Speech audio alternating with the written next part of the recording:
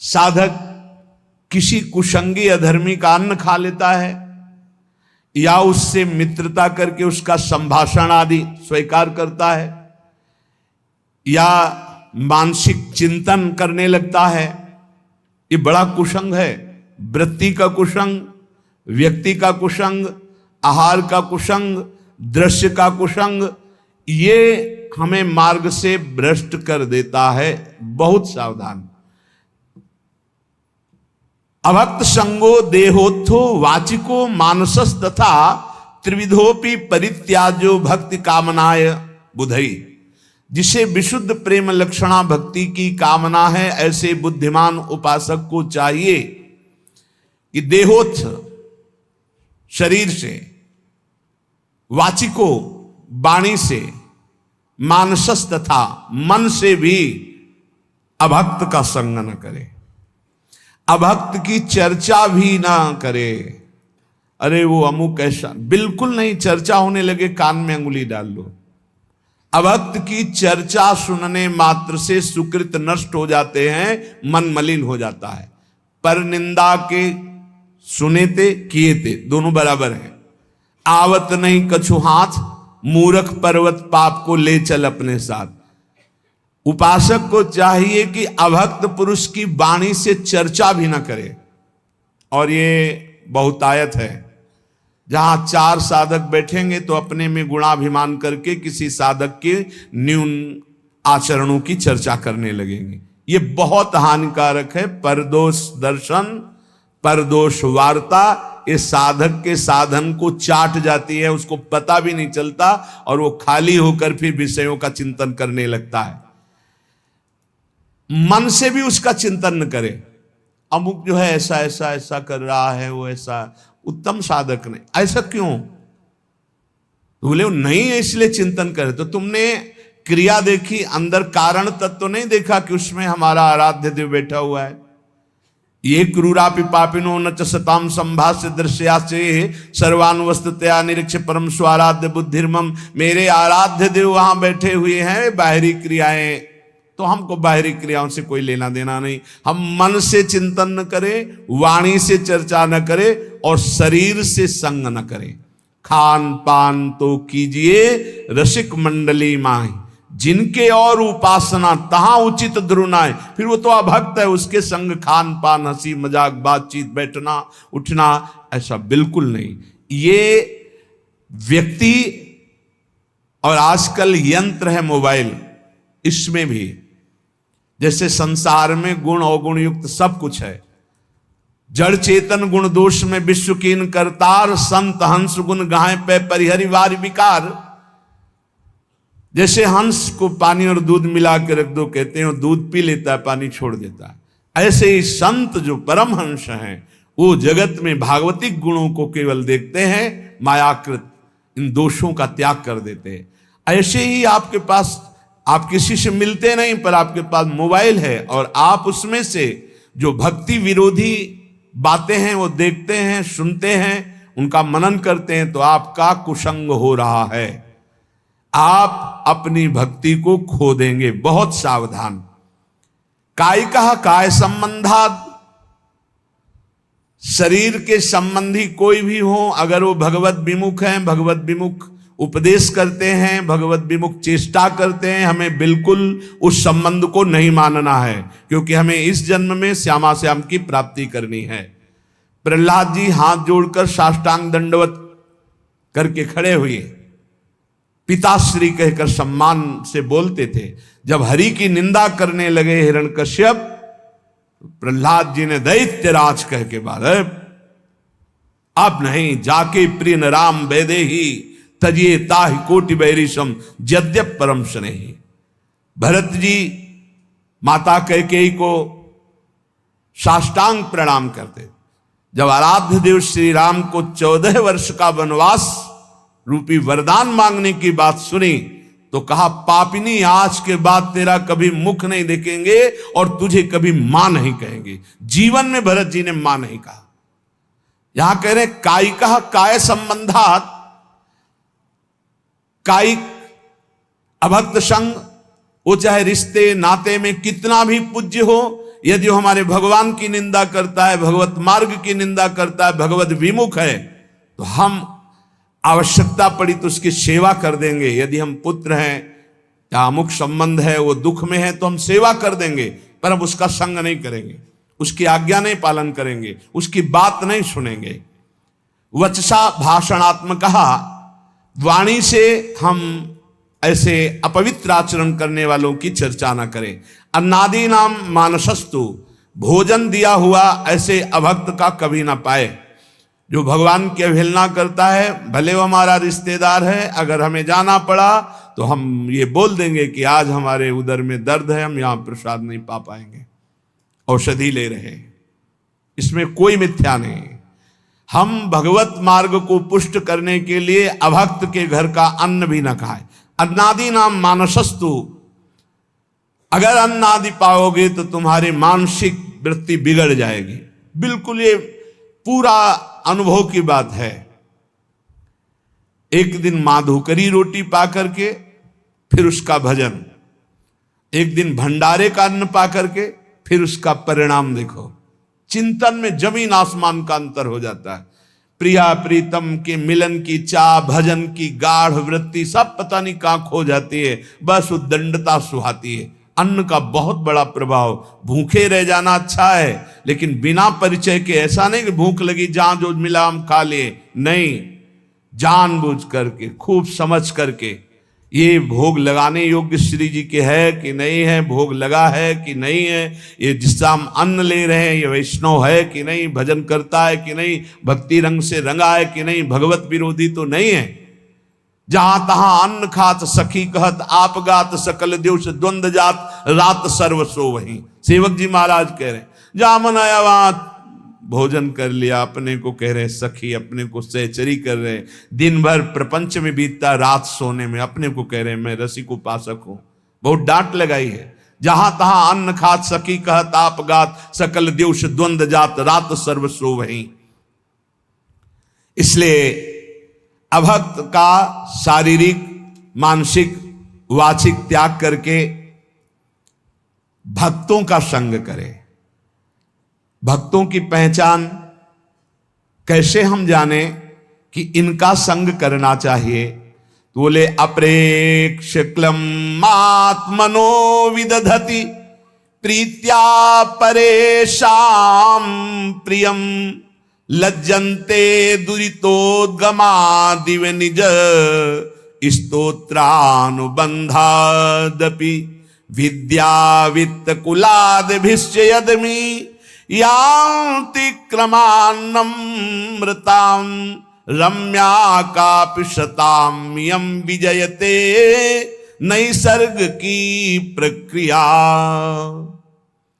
संत जन किसे कहते हैं? बोले जो निरंतर अपनी चित्त वृत्ति को प्रभु में लगाए होते हैं।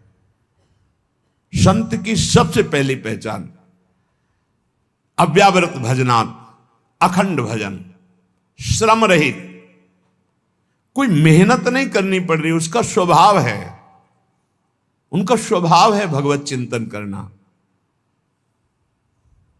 याजु पर्यो में सहज स्वभाव, श्री हरिवंश नाम रस जाओ, ये स्वभाव पड़ गया है, स्वाद मिल गया है नाम का, स्मरण का। संत की सबसे बड़ी पहचान है हर समय वो निरंतर अविरत तैल धारावत अपने इष्ट के चिंतन में। मुखाकृति देखते ही पता चल जाता है बहिर्मुख है या अंतर्मुख है, ये श्री जी के चिंतन में या संसार के चिंतन में।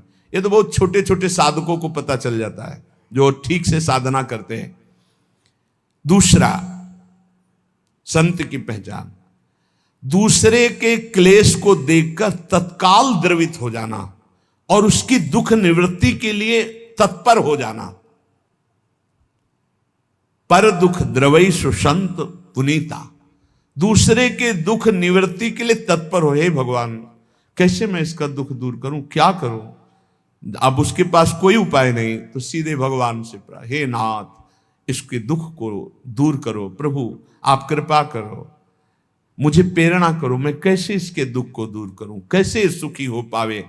ये संत सरल चित जगत हित जान स्वभाव स्नेह, उनका स्वभाव ही होता है जगत हित, दूसरे का प्रिय कार्य करने में बिल्कुल लज्जा ना आना, चाहे वो शौच धोना पड़े, चाहे वो कुछ भी कार्य हो, लज्जा संकोच छोड़ करके, अपनी परवाह न करके, दूसरे के दुख की निवृत्ति के लिए पूरा प्राण अर्पित करके तत्पर हो जाना, ये संतों का स्वभाव होता है।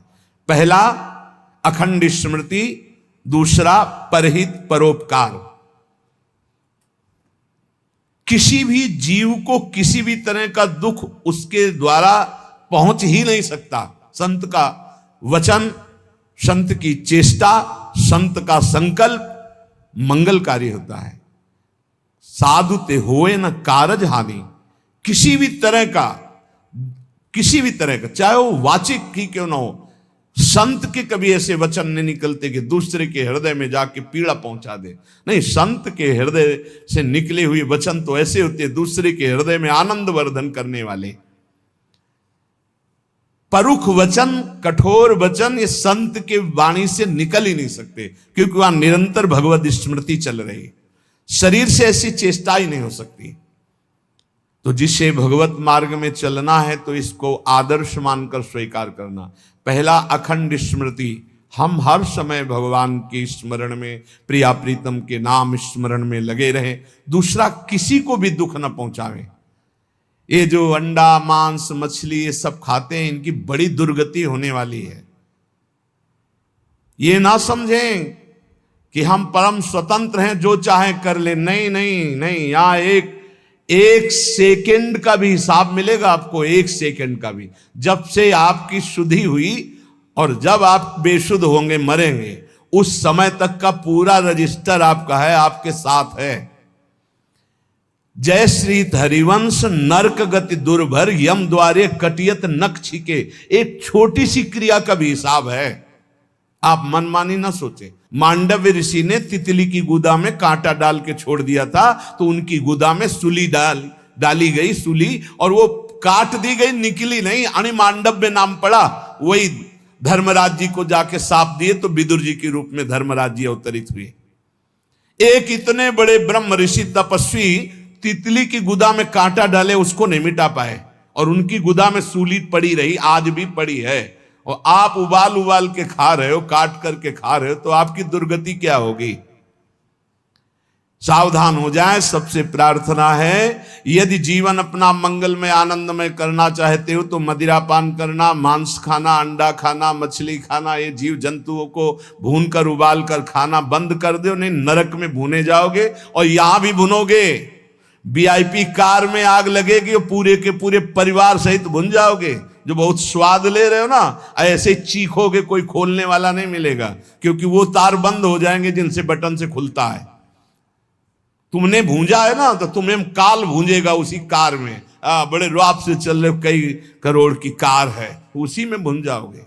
हमारी बातें कड़वी लगेंगी, लेकिन समझ लीजिए, शरीर से, मन से, वचन से दूसरों का दुख भरा कार्य, अपकार, अहित कार्य करने वाला कभी चैन से नहीं रह सकता, कभी शांत नहीं रह सकता, सदैव दुखी रहेगा। इसलिए दूसरों के शरीर का मांस खा के कोई बलवान नहीं होता। आप थोड़े दिन ब्रह्मचर्य से रहिए, सदाचार पालन कीजिए, सात्विक भोजन, ऐसा बल आता है, सच्ची मानिए, ऐसा बल आता है, ऐसा उत्साह होता है। ये चर्बी बढ़ाने वाले जानवरों को खाने वाले, इनकी कितनी ताकत होगी, सच्ची मानिए। हम मजाक नहीं कहते कि हम विनोद में कहते हैं। एक घूंसे में बैठ जाएंगे। सात्विक ब्रह्मचारी हो, सात्विक भोजन करता हो, और एक घूंसा कस के मार दे तो मुंह बगाड़ देंगे। जो भैंसा और बकरा खाते हैं ना, मुंह बगाड़ देंगे। इनमें ताकत नहीं, ब्रह्मचर्य की ताकत, तपस्या की ताकत, सात्विकता की ताकत बहुत बड़ी ताकत है। ये सब भूल कर रहे हैं जो सोच रहे हैं हम बलवान बन जाए। बलवान नहीं बनोगे, ऐसी जगह कैंसर होगा कि ना खा पाओगे ना सौंच हो पाओगे। दोनों बातें समझ लेना। हम भयभीत नहीं कर रहे हैं, कितने ऐसे उदाहरण सामने आते चले जा रहे हैं जो देखने को मिल रहे हैं। हे भाई, दूसरों का मांस खाना, जहां तक हमारी आवाज पहुंच रही हो अब भी बंद कर दो। हरि शरणम, हरि शरण में हो जाओ। वो कह रहे आम तो आम स्वरूपापेभ्यो मोक्षयिष्यामि मा शुचा, मैं तुम्हें पवित्र कर दूंगा, पक्का पवित्र कर देंगे, क्योंकि जिनके चरण धोवन गंगा जी त्रिभुवन को पावन करने वाली, वो भगवान पक्का पवित्र कर देंगे। पर अब लो नसानी, अब ना नसई हो, अब तक किया अब मत करो, होश में हो जाओ। ये जो बहुत अच्छे कपड़े पहनकर आप समझते हो हम बड़े आदमी है ना, इतने छोटे बनाए जाओगे कि तुम्हें समझ में आ जाएगा। अभी अवसर मिला था कि धन के द्वारा असहायों की सेवा करो, दूसरों को सुख पहुंचाओ, नाम कीर्तन करवाओ, नाम कीर्तन करवा करके लोगों को सुख पहुंचाओ। तुम उपद्रव कर रहे हो, मनमानी आचरण कर रहे हो। इसलिए संत वही है जिसके वचन से, शरीर से, मन से किसी का कभी अमंगल ना हो। और संत वही जब उसकी प्रशंसा होने लगे तो ऐसा लज्जावान हो जाए जैसे किसी का पाप खुल जाए, पाप की बात खुल जाए तो कैसा लज्जित होता है, ऐसा प्रशंसा में लज्जित होना चाहिए। संत अपनी प्रशंसा सुनकर लज्जा से युक्त हो जाते और दूसरे की प्रशंसा सुनकर आनंदित होते हैं। दूसरे की निंदा सुनकर तुरंत कान में अंगुली, अपनी निंदा तो कान की अंगुली हटा लो, खूब आराम से सुनो। ये साधुता के लक्षण हैं। अपनी निंदा तो बुरी लगेगी, दूसरे की निंदा सुखद लगेगी। अपनी प्रशंसा अच्छी लगेगी, दूसरे की प्रशंसा दुखद लगेगी। ये असंत का लक्षण है। संत का लक्षण है अपनी प्रशंसा सुनते ही सकुचा जाना, दूसरे की प्रशंसा सुनते ही आनंदित हो जाना, अपनी निंदा सुनते हुए आनंदित हो जाना, दूसरे की निंदा सुनने पे क्लेशित हो जाना। अरे क्या भगवत चर्चा के सिवा ये क्या प्रपंच की बात सुना रहे। जैसे कोई पाप अपना प्रकट हो जाए तो लज्जा आ जाती है, ऐसे जब चार लोग प्रशंसा करने लगे तो लज्जा आ जानी चाहिए। संत में विद्या का, तपस्या का, भजन का, संपत्ति का, कुलीनता का किंचन मात्र भी अभिमान नहीं होता। जो असंतों में बहुतायत होती है, थोड़ी विद्या तो अभिमान, थोड़ा धन तो अभिमान, अपार धन अपार विद्या ज्ञान समुद्र होते हुए भी वो दैन्य होते। हमने देखा है, महापुरुषों को देखा है। काशी में देखा, पूज्य बक्सर वाले मामा जी का अग्र पूजा का सम्मान किया गया था। एक से एक विद्वान पूज्य मामा जी का पूजन, उनके विषय मामा जी सबसे पीछे बैठे रहे। जानकी जी को अपनी बहन मानते थे, इसलिए उनको सब जगत मामा कहते थे। जब वो बोलने को हुए तो दैन्यता की झड़ी लगा दी। तब लग रहा था कि हाँ, भगवान के भक्तों में दैन्यता कूट कूट के भरी होती है। अभिमान किंचन मात्र उत्पन्न न होने पावे, अधिकाधिक दैन्यता। देखो ना, परम ज्ञानी हनुमान जी जब बोल रहे हैं विभीषण जी से, तो वे नहीं कह रहे मैं भगवान का अत्यंत नजदीकी सेवक हूं, भगवान राम हमें बहुत प्यार करते हैं और मुझे योग्य समझा इसीलिए मुझे भेजा। ऐसा नहीं, वो कैसे बोल रहे, असमय अधम सखा सुनो मोहू पर रघुवी, मैं कितना अधम हूं ऐसा प्रात ले जो नाम हमारा ते दिन ताई न। अद्भुत दैन्यता। सबरी मैया के अधम ते अधम अधम मति नारी, तिन माँ मैं मति मंद घारी। जहां देखो महापुरुषों में दैन्यता भरी हुई है। ये कोई बनावटी दैन्यता नहीं, वचन दैन्यता नहीं है, वो हृदय में ऐसा अनुभव होता है। ये साधुता कब आती है? असाधुओं का त्याग करे, साधुओं का संग करे, तो ये साधुता कब हृदय में आती है? बोले तुंडे तांडवनी रतिम वितनुते तुंडावली लब्धये कर्ण क्रोड कडम्बिनी घटयते कर्णार्बुदेभ्याः स्पृहां चेता प्रांगण संगिनी विजयते सर्वेन्द्रियाणां कृतिम नो जाने जनिता कियद्भिरमृतैः कृष्णेति वर्णद्वयी। जिसकी जिह्वा में दो अक्षर राधा राधा कृष्ण कृष्ण ये हर समय चलता रहता है, सब सद्गुण आ जाएंगे, धन्यता आ जाएगी, अभिमान का नाश हो जाएगा, तत्वबोध हो जाएगा, भगवत प्रेम हो जाएगा। विश्वास मान लो, सब कुछ हो जाएगा। रोज चर्चा इस बात की होती है, कह रहे इतना नाम में प्रेम हो जाए कि ऐसा लगे कि एक जिह्वा से काम नहीं चलता, करोड़ों जिह्वाएं हो जाए, करोड़ों जिह्वाओं से रटू राधा राधा राधा राधा राधा राधा। कितना सुखद है नाम। ऐसा लगता है दो कानों से काम नहीं चल रहा, करोड़ों कान हो जिससे हम सुने राधा राधा राधा, कृष्ण कृष्ण कृष्ण। ऐसी मेरी लालसा, जिसकी ऐसी लालसा है वो कभी नाम छोड़ नहीं सकता। और जो निरंतर नाम सुधा का रसास्वादन करता है उसकी इंद्रियां अंतर्मुख हो जाती है। निज सुख बिन मन होई की थीरा, यही निज सुख है। जब नाम सुख प्रकट होता है तो अपने आप मन अचंचल होने लगता है, जाता नहीं विषयों की तरफ। और मन जो इंद्रियां बहिर्मुख होकर प्रकृति की तरफ, वो अंतर्मुख हो गई। चेता प्रांगण संगिनी विजयते सर्वेंद्रियाणाम कृतिम। जब चित्त अर्थात मन प्रभु के नाम रस में इतना पंग होने लगा कि उसके जाने की कहीं इच्छा नहीं रह गई, तो इंद्रियां भी अंतर्मुख होकर के शांत हो गई। जहां इंद्रियां और चित्त ये नाम में डूबे तो सच्ची साधुता का स्वरूप प्रकाशित हो जाता है। उसमें बनावटीपन नहीं होता। आज तक जितने भी महापुरुष हुए वो सब नाम से हुए हैं, ध्यान रखना। राधा राधा राधा, कृष्ण कृष्ण कृष्ण। अरे मन, ये बड़े दयामय हैं युगल सरकार।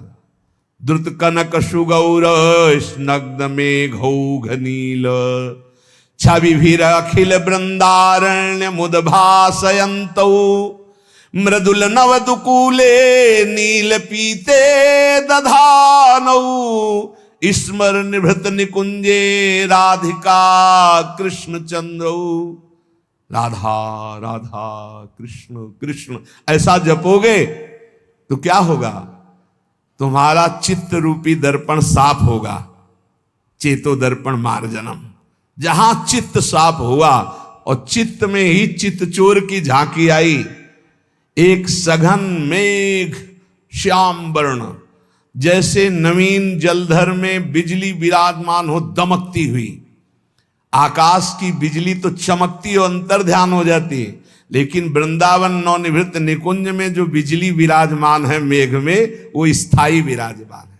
आज दो दामिन मिल बहसी, बिचले श्याम घटाति नूतन ताके रंग रसी। आज दो दामिन मिल बहसी, एक चमकी चहु ओर सखीरी, अपने स्वभाव लसी। और आई एक सरस गहनी में, दो भुज बीच बसी। आज दो दामिनी मिल बहसी। एक श्याम सुंदर के वक्षा स्थल से लगी हुई पीता अरुण क्षय मनंत तडिल लताभाम, और एक आकाश में नवीन जलधर में चमकी और अंतर ध्यान हो गई। बोले ये नवनिवृत्त निकुंज में विराजमान नवीन जलधर की कांति वाले श्री लालजू के हृदय से लगी हुई श्री प्रियाजू, बोले ये संपूर्ण वृंदावन गौर श्याम कांति से उद्भासित हो रहा है। ऐसा वो उपासक देखता है जिसकी हर समय जिह्वा इस नामामृत का पान करती रहती। राधा राधा राधा। नीलांबर पीतांबर धारी नवनिवृत्त निकुंज में विराजमान श्री युगल सरकार की, परसों कह रहे थे लाइव दर्शन होता है भाई। यहां हमारे प्रभु ऐसे नहीं कि आए और दर्शन दिए और चले गए, ऐसा नहीं होता। ये वृंदावन धाम है, जी नहीं सकते उपासक। रही न सकत पल पलकन अंतर, जैसे जलते मीन। तो क्या करते हैं? सीधे ऐसी सामर्थ्य प्रदान करते हैं, हृदय नेत्र खुलते हैं और प्रतिपल छिन छिन बिहरत संग, छिन छिन निरखत प्रेम भरी, छिन जस कहता भंग। ये जो कृपा हरिवंश की, सदा सदा के लिए वो श्यामा श्याम के संग हो जाता है। हर समय जिह्वा से निरंतर नाम जपते हुए हमारे नेत्रों में श्यामा श्याम क्यों प्रकाशित नहीं होते? क्योंकि कोई न कोई अन्य अभिलाषा भी है। विवेक के द्वारा उसको त्याग दो, नहीं तो हमारे प्रभु पहले वही भोग तुम्हें देंगे जो तुम आशा कर रहे हो। विभीषण जी आए तो सबसे पहला कार्य रघुनाथ जी ने समुद्र का जल मंगवाया और राज तिलक किया। और विभीषण जी ने स्वीकार किया, उर कछु प्रथम वासना रही। ये जो अन्य अभिलाषा है, ये देख लो अपने अंदर, जल्दी जल्दी इसको ऑपरेशन करो, विवेक के द्वारा निकाल कर बाहर कर दो। यदि आपसे नहीं हो रहा है तो गुरुजनों से निवेदन करो, डॉक्टर हैं वो, सदगुरु वैद्य वचन विश्वास करो, उनकी आज्ञा का पालन करो तो तत्काल उस वासना का नाश हो जाएगा। ऐसा नहीं हो रहा तो सबसे बड़े वैद्य हैं श्री श्यामाजू, श्री लालजू। प्रियालाल से प्रार्थना करो रो के, प्रभु मेरी इस वासना की कभी पूर्ति मत करना, इसको नाश कर दो प्रभु। यदि मैं बार बार आपसे विमुख कोई वस्तु, व्यक्ति, पदार्थ, स्थान चाहूं तो नाथ मेरी इस वासना को नष्ट कर देना, कभी पूर्ण मत करना। अगर अन्य अभिलाषा बनी रही, यहां तक कि मोक्ष की भी अभिलाषा, तो हमारे श्यामा श्याम से प्रेम में बाधा पहुंच जाएगी। इसीलिए अन्य अभिलाषिता शून्यम ज्ञान कर्माद्यनावृतम अनुकूलेन कृष्णानुशीलनम भक्ति रुत्तमा। प्रेम पूर्वक श्यामा श्याम का भजन करना, कोई भी आचरण उनके प्रतिकूल ना हो। प्रतिकूलस्य विसर्जनम अनुकूलेन कृष्णानुशीलनम। अनुकूल रसिकों की आज्ञा, शास्त्राज्ञा के अनुसार ये अनुकूल होता है, उसके थोड़ा भी मनमानी करना प्रतिकूल हो जाता है।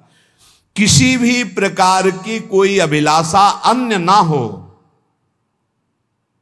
यहां तक कि ब्रह्म ज्ञान की भी इच्छा ना हो, मोक्ष की भी अभिलाषा ना हो।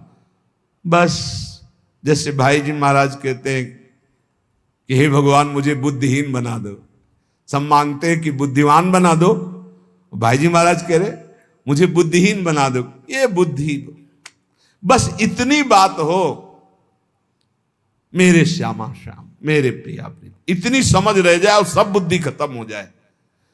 जैसे कहते हैं कोई समझे या ना समझे, सबसे हमारी समझ भली, ठाकुर नंद किशोर हमारे, ठाकुराइन ब्रशभान। बस इतना रह जाए, बस इसके आगे सब खत्म हो जाए, ना हमें कोई ज्ञान रह जाए, ना कोई चाह रह जाए, ऐसी स्थिति शून्य। अन्याभिलाषिता शून्यम ज्ञान कर्माद्यनावृतम। ज्ञान कर्म इनका भी, ज्ञान से कर्म से जो प्राप्त होते हैं लोक लोकांतर मोक्ष आदि, इनकी भी मुझे चाह नहीं है। अगर ये भोग और मोक्ष की चाह रहती तो श्यामा श्याम का प्रेम प्रकट नहीं होता है। इसलिए कह रहे भुक्ति मुक्ति स्पृहा यावत पिशाची हृदय वर्तते तावत भक्ति सुख स्यात्र कथम अभ्युदयो भवेत्। जब तक ये भोग और मोक्ष की वासना रूपी पिशाची हृदय में बसती है, तब तक श्यामा श्याम के भक्ति रस का आविर्भाव नहीं होता। मोक्ष सुख की भी चाह, महाप्रभु हरिवंश चंद्र जी कह रहे विभेमी कैवल्यता, मुझे भय लगता है इस मोक्ष से, मुझे श्यामाजू की सेवा चाहिए, मुझे मोक्ष नहीं चाहिए। नहीं, यहां कह रहे पिशाची शब्द का प्रयोग किया है। मोक्ष अखंडानंद सुख है, शास्त्र सम्मत सुख है, लेकिन प्रेम के सुख के सामने मोक्ष पद को प्राप्त श्रीपाद प्रबोधानंद सरस्वती जी महाराज कह रहे हैं कि जब मुझे श्यामा श्याम का प्रेम मिला तो थूक देने योग्य हो गया ये ब्रह्मानंद। राम जी के रूप को जब देखा जनक जी तो कह रहे हैं नहीं बिलोकत अति अनुरागा बरबस ब्रह्म सुख ही मन त्यागा। मतलब ब्रह्म सुख मोक्ष सुख से भी श्रेष्ठ है प्रभु के रूप का रसास्व पान करना, नाम सुख में डूबना, प्रभु के प्रेम में डूबना।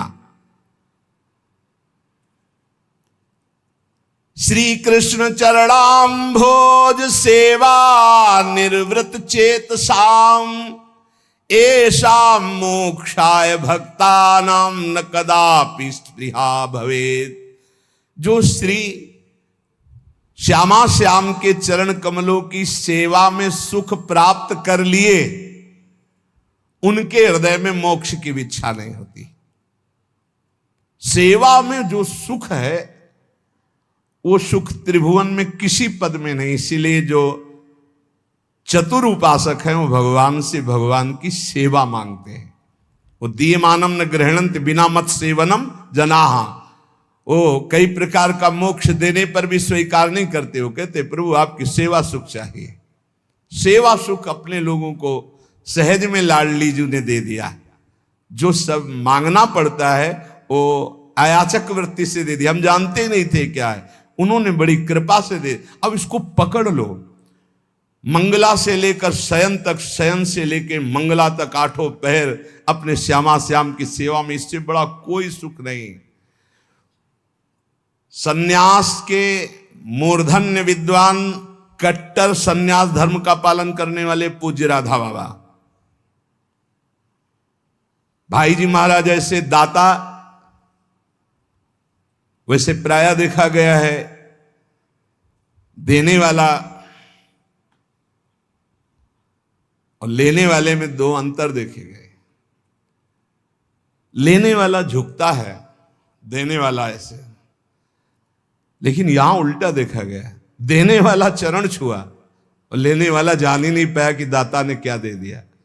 पूरा का पूरा हृदय परिवर्तन कर दिया। कट्टर सन्यासी पूज्य राधा बाबा, भाई जी महाराज ने चरण छू के वो दे दिया जो बड़ी बड़ी साधनाओं से नहीं प्राप्त होता। आखिरी में राधा राधा ही रह गया, राधा राधा। और वो सबको वृंदावन की कृपा से यहां प्राप्त है। राधा राधा यहां तो वायु में भी हो रहा, पत्ते पत्ते में। यही है राधा बाबा भाई जी महाराज, यही विराजमान है, यही घर है। ये संपूर्ण वृंदावन यही वो घर है जहां ये सब बड़े बड़े महापुरुष विराजमान हैं प्रियाजू के समीप सेवा में। पूज्य राधा बाबा भाई जी महाराज, पूज्य पंडित गया प्रसाद जी, पंडित रामकृष्ण बाबा, जितने सिद्ध महापुरुष ये सब यही श्री जी की सेवा में विराजमान है। जब हमारा चित्त सेवा में लग जाता है तब मोक्ष सुख के त्याग की सामर्थ्य आती है, श्यामा श्याम की सेवा से। इसलिए हम सेवा जब करते हैं तो सेव्य हमको क्या देते हैं? वो देते नहीं है, वो हमसे और ले लेते हैं, हमारे चित्त को चुरा लेते हैं। जब हम दर्पण दिखाते श्रृंगार करके, तो अभी तो आपके पास त्रिगुणात्मिका माया के ही नेत्र हैं, इसलिए आप देख रहे हैं। जिस दिन वो कृपा करेंगे तो कोटि कोटि मनमत हारी रूप जब आपके नेत्रों के सामने होगा, बस हो गया काम। यही है, यही काहू सु कहां जहां प्रभु नाई, फिर श्री विग्रह में तो अर्चावतार हैं भगवान। प्रभु अर्चावतार रूप से जब आप सेवा करते हैं, पक्का विश्वास करो ये सीधे सेवा श्री जी स्वीकार कर रहे। और जिस दिन वो करुणा करेंगे, अपना रूप प्रकाशित करेंगे, देखो माई सुंदरता की सीमा, उसी दिन तुम्हारा चित्त हो जाएगा, खत्म खेल हो जाएगा, फिर कोई अभिलाषा रह ही नहीं जाएगी। इसलिए इनकी दासता में बहुत बड़ा सुख है। और दासता में कभी चिंता नहीं होती कि मेरा कल्याण होगा कि नहीं। जैसे हम ठसक से कहते हैं हमें श्री जी के पास जाना है, आप लोगों को भी तैयार करते हैं, बोलो श्री जी के पास जाना है, बोलते रहना है हमें श्री जी के पास जाना है। बोले इससे पहुंच जाओगे? हे हम तुम पहुंच गए हैं, तुम्हें क्या पता। कहां बैठे हो? वृंदावन धाम में। और इसका प्रभाव जानते हो क्या है?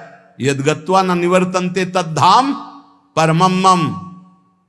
ये धाम ना मानो तो तुम्हारी बुद्धि खराब है, और धाम मान रहे हो तो यहां के बाद जाना नहीं होता। और कर क्या रहे रात दिन? इन्हीं के चरणों में पड़े, इन्हीं का यश गान, इन्हीं के नाम रूप लीला धाम का आश्रय। अपनी तो बाजी जीत गए। नागरी दासी जन्म जितायो, बलिहारी बलिहारी, हमारी सब ही बात सुधारी, कृपा करी श्री कुंज बिहारी और श्री कुंज बिहारी। बहुत बड़ी कृपा हो गई बिहारी बिहारी जो कि हमें धाम मिल गया। राखे अपने वृंदावन मां, जीठा रूप उजारी, नित्य के लिए आनंद खंडित, रसिक संग सुखकारी, कले कलेश न व्यापे एठा, ए ठौर विश्व ते न्यारी, नागरी दासी जन्म जितायो, बलिहारी बलिहारी हमारी सब ही बात। हर समय मन नाचता रहता है।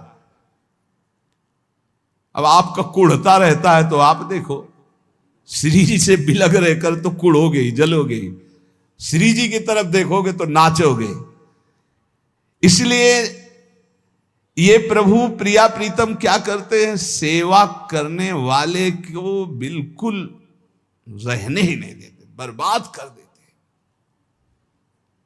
चित्त चुरा लिया, मन चुरा लिया, सब कुछ चुरा लिया और आके खुद हृदय में बैठ गए। बर्बाद क्या हो गया, जो बर्बाद करने वाले थे उनको बर्बाद कर दिया। न काम, न क्रोध, न लोभ, न मोह, न मद, न मत्सर, न अपना, न पराया। अब श्री जी बैठी है, केवल ढांचा बाहर से दिखाई देता है व्यक्ति का, अंदर केवल प्रिया प्रीतम विराजमान रहते हैं। तस्मित तज्जने भेदा अभावात। फिर निकलने लगता है मुख से, अन्य मुखों से निकलने लगे, अरे ये तो साक्षात भगवान है, ये तो साक्षात प्रभु हैं। क्यों? क्योंकि प्रभु आ गए। जैसे दीपक जलता है तो झरोखों से पता चल जाता है मकान का अंधकार नष्ट हो चुका है, ऐसे ही जिसके हृदय रूपी मकान में भगवान आकर विराजमान हो गए तो ये चेहरा एक एक चेष्टाओं से पता चलने लगता है अंदर भगवान प्रकाशित हो हैं तो सबके, पर वो प्रकाशित हो गए।